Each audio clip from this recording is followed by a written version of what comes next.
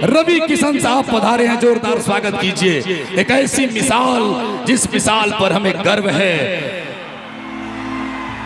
महासागर समुद्र है, न समझो इसे बुंद है, हवन का अग्निकुंड है, अकेले में भी झुंड है, ए सुपरस्टार है, ए पवन कुमार है। जोरदार ताली बजा के स्वागत करिए हमारे बिहार के एमएलसी साहब का। और साथ में है गोरखपुर के तेज तराज लीडरशिप, जिनकी मोहब्बत पर योगी आदित्यनाथ साहब भी खड़े होकर ताली बजाते हैं। हमारी भोजपुरी सिनेमा का महानायक अमिताभ बच्चन यानी रवि किशन साहब। और राम लक्ष्मण की जोड़ी जब दिल से दिल मिला रही है तो हमारा सीना धड़क रहा है। और यकीनन हम सबों का प्यार, हम सबों का मनुहार है कि हम सबों का तेवर बोल रहा है, भोजपुरी का जेवर बोल रहा है। ए रवि किशन पवन सिंह का शंखनाद बोल रहा है, ए भोजपुरी का मेहताब बोल रहा है, ए मेहंदी की लाली है, घर घर की खुशहाली है। ए पवन सिंह के चेहरे की लाली, रवि किशन की लाली सचमुच में हमारी भोजपुरी अस्मिता की लाली है। इसलिए एक बार दोनों हाथ जरा मिला के खड़ा कर दीजिए। महादेव बोलिए शंकर भगवान की। दया शंकर भैया के चेहरे पर लाली है। और श्रेयांश के 16वें जन्मदिन पर पधारे गोरखपुर के लोकप्रिय नेता, लगातार बारंबार जीतने वाले रवि किशन भैया तो हैं, लेकिन अगले लोकसभा में हम भी पवन सिंह जी को लाके खड़ा करेंगे। अभी तो एमएलसी एक पारी है, लोकसभा की तैयारी है। इसलिए हे भोजपुरी के शंखनाद हम स्वागत करते हैं। सूर्य सा प्रकाश, सूर्य सा तेज है जिस शख्सियत में उस पवन सिंह जी के पास ये माइक जाए, उसके पहले रवि किशन भैया को देता हूं। जोरदार ताली बजाइए रवि किशन।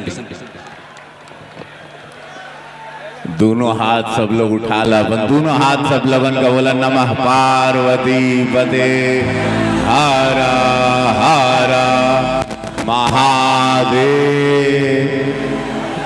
भृगु महाराज की पावन धरती, बागी बलिया रसड़ा के पावन धरती, विनय भैया के दिल से धन्यवाद।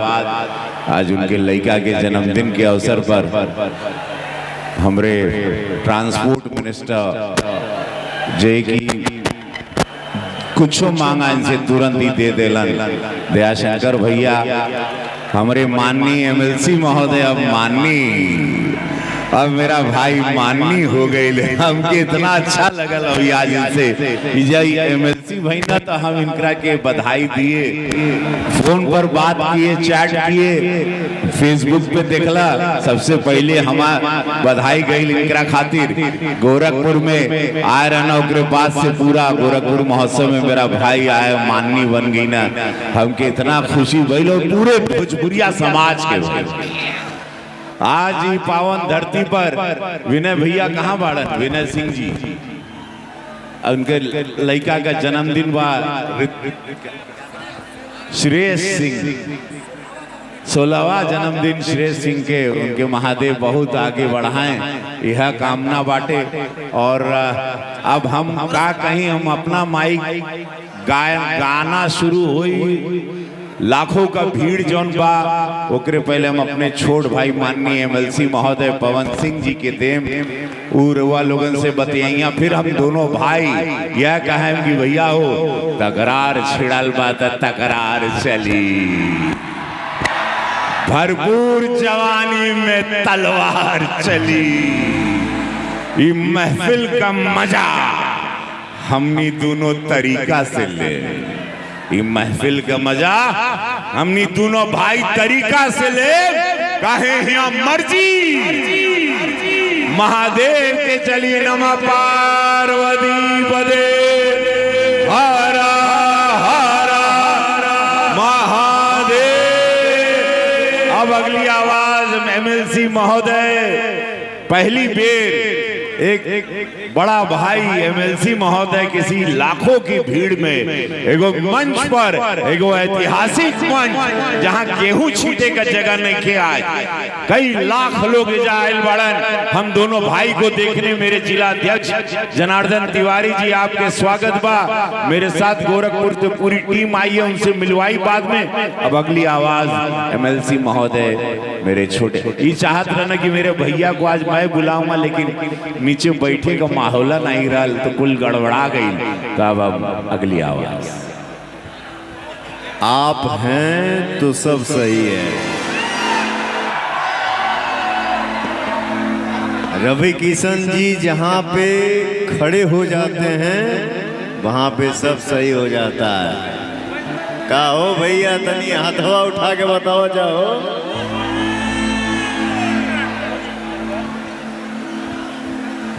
एक गांव से निकल के यूपी बिहार का लड़का आज मेरा बड़ा भाई गोरखपुर के लोकप्रिय सांसद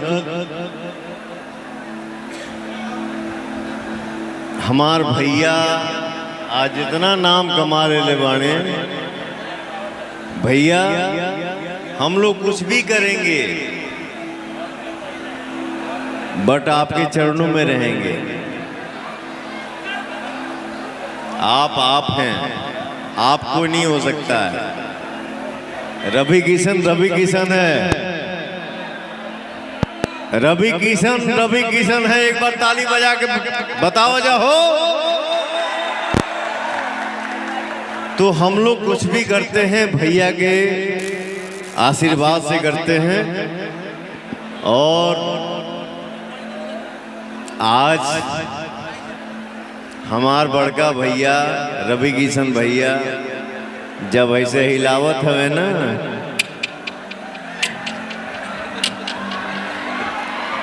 तो सब कोई देखता है। हमार बड़का भैया बॉलीवुड में वो झंडा गाड़ दिए जो कोई देख के अपने आप में महसूस करता है कि हाँ शायद मैं भी रवि किशन हो जाता। मेरा लव यू भैया।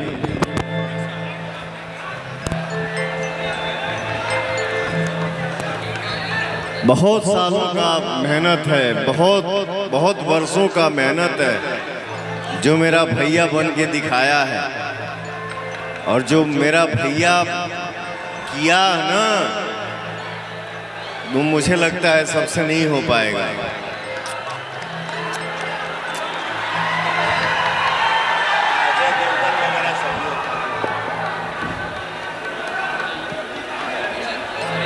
हर गंगा जी नहाई वो हे मैया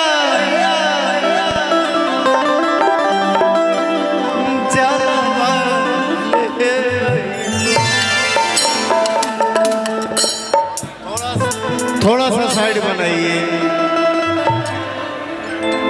थोड़ा साइड बनाइए। दोनों भाई आज देवी गीत गाएंगे। थोड़ा सा साइड बना लीजिए।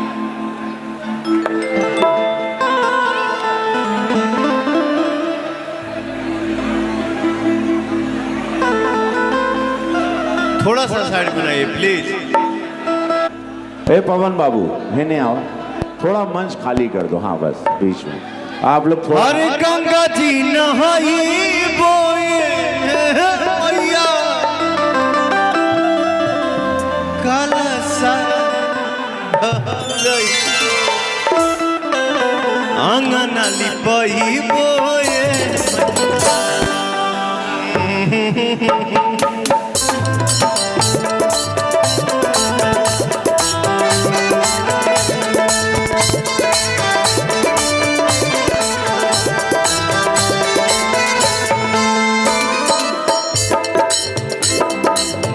बस हो गई।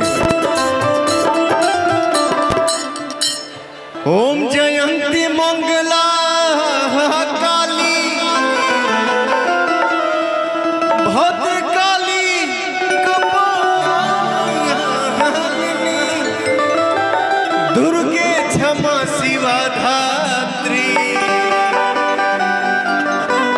स्वाहा स्वधा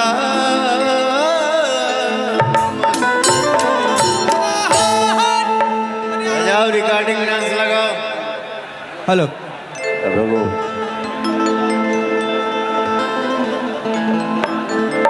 भैया हो कहा था ओम नमः शिवाय। अच्छा कुल बनारस है कबाड़ा। चूंकि अब कार्यक्रम शुरू होता तो महादेव देवी माई के हमनी दोनों भाई समर्पित भृगु बाबा की धरती पर, जहां लाखों लोग हमनी के प्रेम करे वाला चाहे वाला हमार भोजपुरिया समाज, उन्हीं लोगन के आशीर्वाद से हम सांसद बने, हमार भाई एमएलसी बन गई ना, हमनी दोनों के सुपरस्टार का उपाधि मिलल। आज दुनिया जानता गांव देहात के निकल लड़का हमनी गरीबी से निकलकर आज दुनिया में नाम भैली हमरे समाज के कारण, जेकरा के हमनी भोजपुरिया समाज कहल जाए। धन्यवाद बा कि हमनी के आज वो दुनिया में पहुंचा देला ये भाषा के लेके, जेकर हमनी दोनों भाई आजीवन ऋणी रहब। तब अब कहब ओम नमः शिवाय, ओम नमः शिवाय, हर हर बोले नमः शिवाय, रामेश्वराय शिव रामेश्वराय, हर हर बोले नमः शिवाय, नमः शिवाय, ओम नमः शिवाय। पहले रवि किशन फिर पवन सिंह। हर हर बोले नमः शिवाय, कोटेश्वराय शिव कोटेश्वराय, हर हर बोले नमः शिवाय। भैया सब लोग ओम नमः शिवाय, ओम नमः शिवाय, हर हर बोले नमः शिवाय, ओम नमः शिवाय, ओम नमः शिवाय, हर हर बोले नमः शिवाय, गंगेश्वराय शिव गंगाधराय, हर हर बोले नमः शिवाय। महादेव भैया हो महादेव का उस शक्ति बा, श्याम सदाशिव। सब स्तुति के बाद अब हम अपने छोटे भाई के माइक देव। अब हमारे छोट भाई, मैं इस देश का हनुमान हूँ,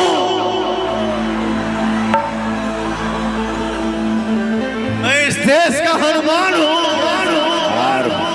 और ये देश मेरा नाम है। सीना चीर के दिखा दूंगा, अंदर बैठा हिंदुस्तान। जय श्री राम, बोलो जय श्री राम। गाना बजाओ, आई हो दादा लगाओ। भैया हम लोग किसी भी पद पे चले जाएं, क्यों चले जाएंगे? कलाकारी के दम पर। हम लोग पहले कलाकार हैं। बजाओ बेटा बजाओ। ये सिनेमा हम लोग दोनों किए थे, देवरा बड़ा सतावेला फिल्म का नाम था, हम दोनों भाई थे इसमें।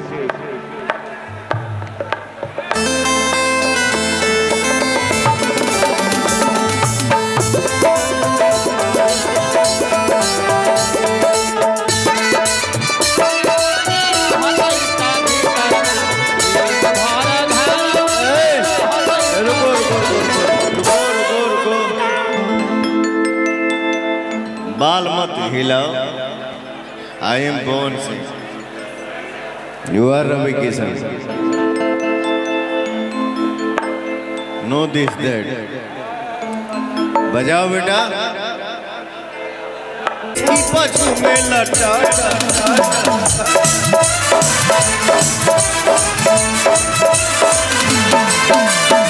गोरख गोरखपुर देवरिया में तो हर भूख रहेला साटा साटा।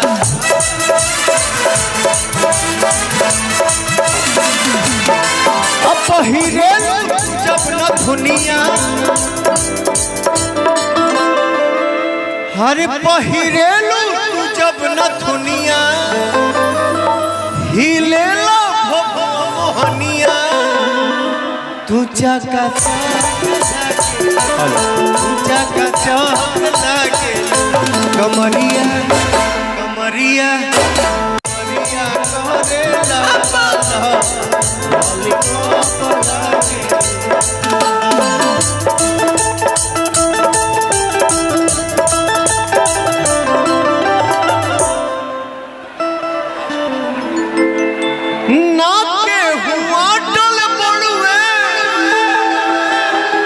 नाही के हुआटी हो, जिला हुए बनिया यही जा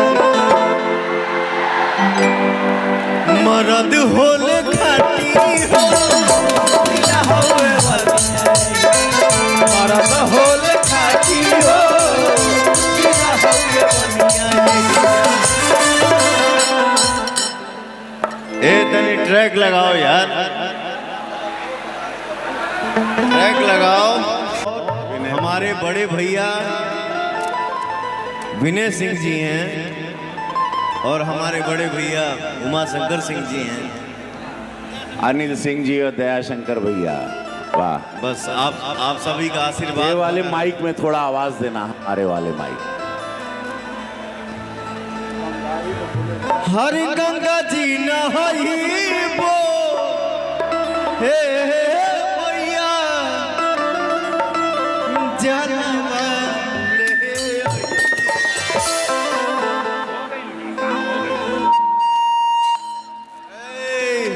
साउंड मत दो।